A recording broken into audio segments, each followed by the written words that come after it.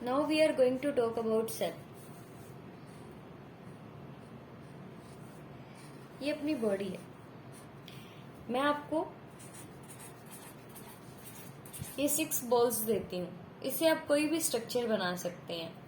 आप में से कुछ लोग इसे अटैच करते हुए कुछ ये स्ट्रक्चर बनाएंगे,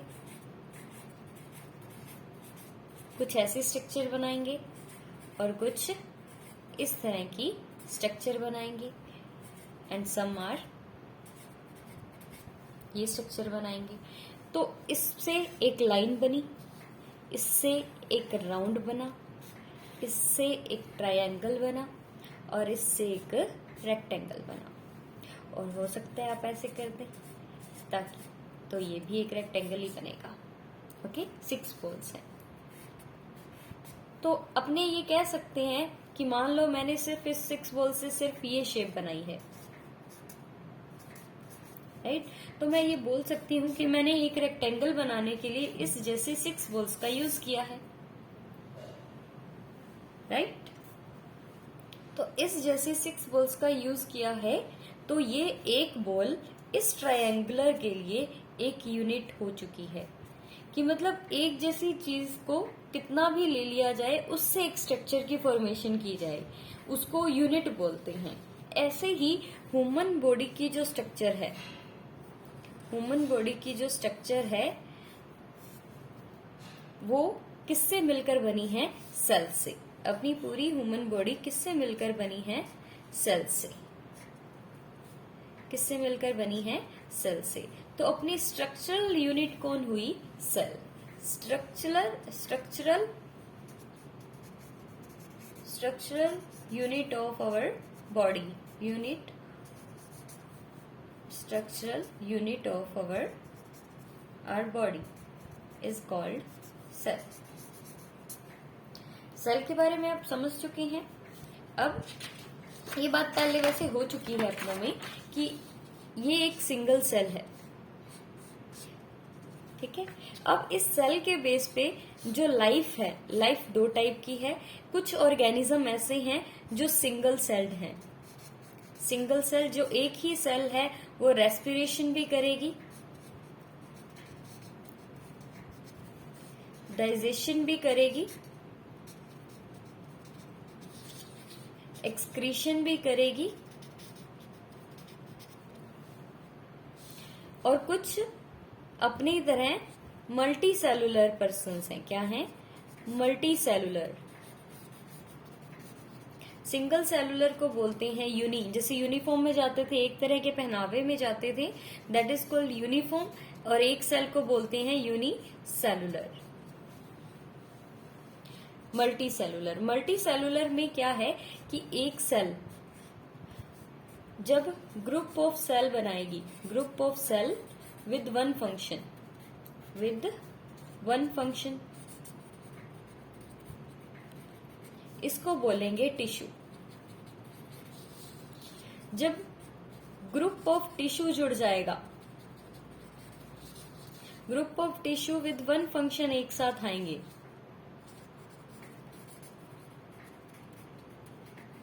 तब ऑर्गन बन जाएगा. फॉर एग्जाम्पल, ये एक सेल है जिसमें विजन की पावर है, देखने की पावर है.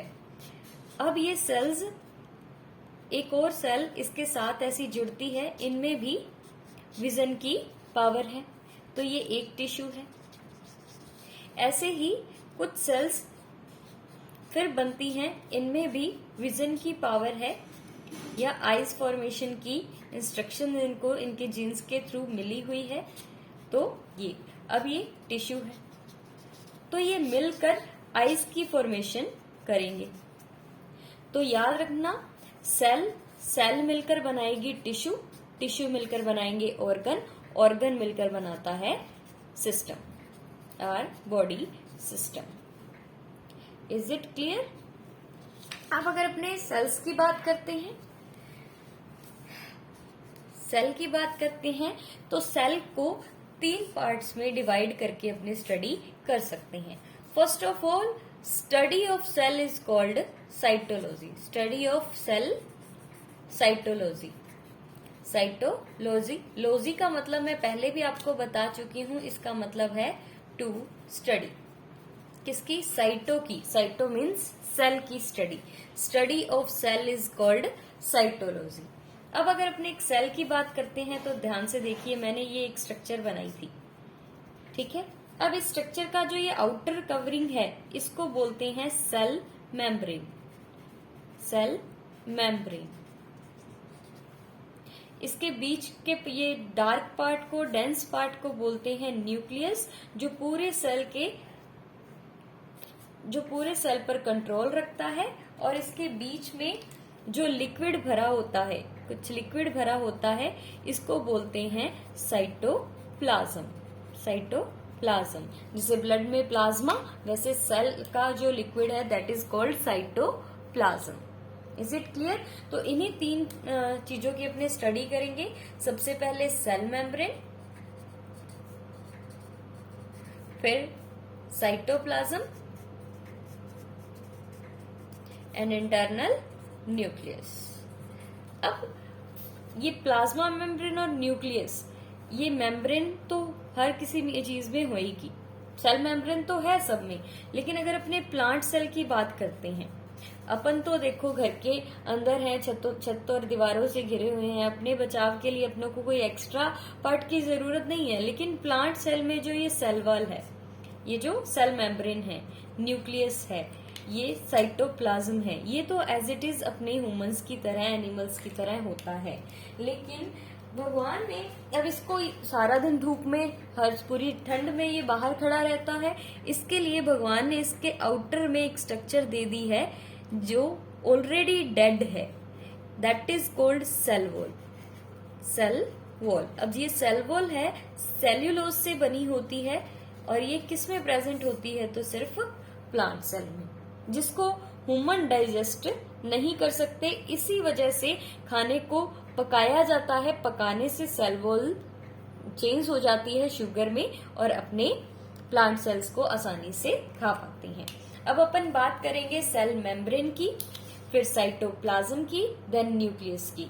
अब इनके जो मेम्ब्रेन के बेस पर, न्यूक्लियस के बाहर भी एक मेम्ब्रेन प्रेजेंट होती है, जिसे न्यूक्लियर मेम्ब्रेन बोला जाता है। अब न्यूक्लियर मेम्ब्रेन प्रेजेंट है या नहीं है, न्यूक्लियड एडवांस है या नहीं है, इसके बेस पर जो ऑर्गेनिज्म है वो दो टाइप के हैं। ऑर्गेनिजम्स दो टाइप के हैं, एक है प्रोकैरियोटिक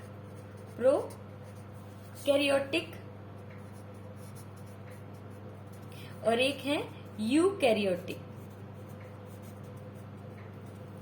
इसको मैं नेक्स्ट पेज पे आपको एलैबोरेट करूंगी। इसको एक्सप्लेन करते हैं कि ऑर्गेनिज्म है दो टाइप के हैं, प्रोकैरियोटिक एंड यूकैरियोटिक।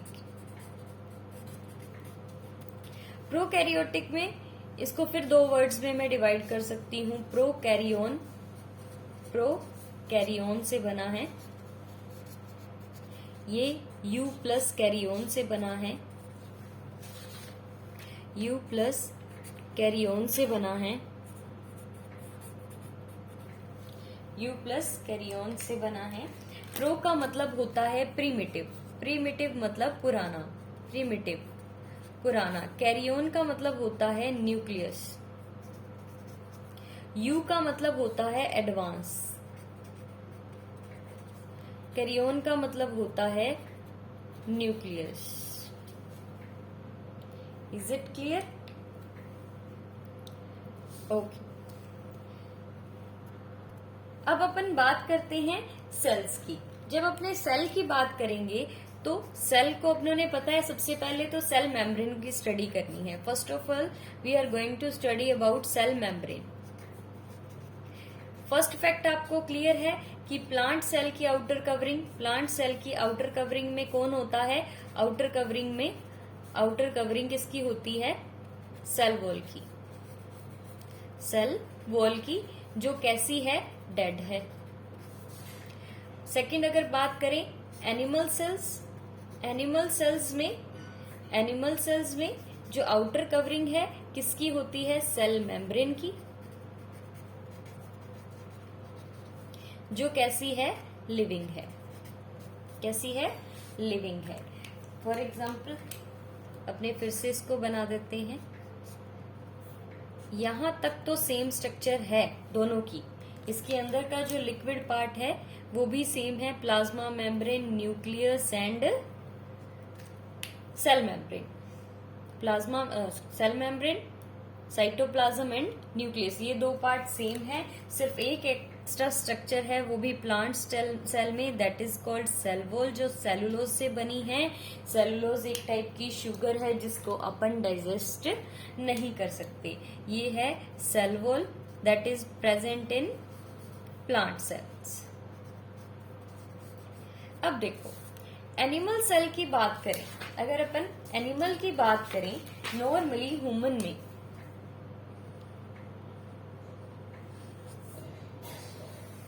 आप कहेंगे ये डायग्राम तो मैम का पक्का हो चुका है, ये बनाएगी ना। तो जब पढ़ी अपने ह्यूमंस के बारे में रहे हैं तो ह्यूमंस को भूल कैसे सकते हैं, राइट। ये अपनी स्ट्रक्चर है। देखो अब इसको क्लियर करने के लिए मैं आपको डाइजेस्टिव सिस्टम का ये buccal cavity, oesophagus and stomach बनाकर दिखा रही हूँ, ताकि मैं जो आपको समझाना चाहती हूँ वो क्लियरली आपके माइंड में फिट हो जाए। अब देखिए यहाँ पर जो फूड आएगा, ये फूड आएगा और यहाँ पर जो सेल्स प्रेजेंट हैं, यहाँ की जो सेल्स प्रेजेंट हैं, इसके न्यूट्रिएंट्स इस सेल मेम्ब्रेन को कवर अप करेंगे। कि यहाँ पर जो सेल्स प्रेजेंट हैं, यहाँ के न्यूट्रिएंट्स इस सेल मेम्ब्रेन को पार कर जाएंगे, इनको क्रॉस इसको करना पड़ेगा। अब सेल मेम्ब्रेन, ये जो सेल मेम्ब्रेन, इसकी सेल की आउटर कवरिंग है, ये 3 टाइप की हो सकती हैं। देखो कुछ चीजें होती हैं परमिएबल, कि कोई मर्जी आए कोई मर्जी जाए, ठीक है। फर्स्ट कंडीशन तो परमिएबल। सेकंड कंडीशन है इम्परमिएबल,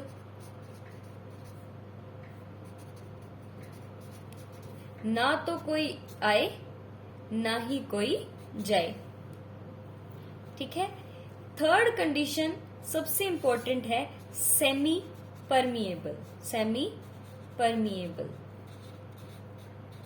इसका मतलब है कि कुछ सिलेक्टिव चीजें तो जा सकती हैं और कुछ चीजें नहीं जा सकती। ऐसे ही जो चीजें जा सकती हैं वो आ सकती हैं और दूसरी नहीं, मतलब सिलेक्टिवली परमिएबल। सेमी परमिएबल को अपने क्या कहते हैं, सिलेक्टिवली परमिएबल।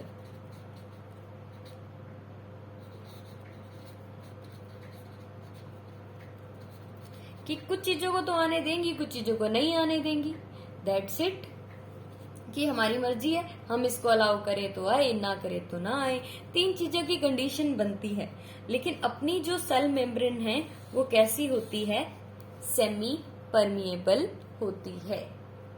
अपनी सेल मेम्ब्रेन सेमी परमिएबल होती है कि कुछ ही चीजें उसमें से क्रॉस कर सकती हैं, हर चीज उसमें से क्रॉस नहीं कर सकती। फॉर एग्जाम्पल न्यूट्रिएंट्स तो सेल में जा सकते हैं, लेकिन टॉक्सिक सब्सटेंसेस हैं वो अंदर नहीं जाएंगे, वो लीवर के अंदर जाएंगे, फिर लीवर उनको साफ करेगा, क्लीन करेगा। तो हर चीज के लिए वो ऐसे नहीं है कि आओ जाओ जो मर्जी आए जो मर्जी जाए, नहीं, वो सिलेक्टिवली परमिएबल है, सेमी परमिएबल है। Is it clear to you?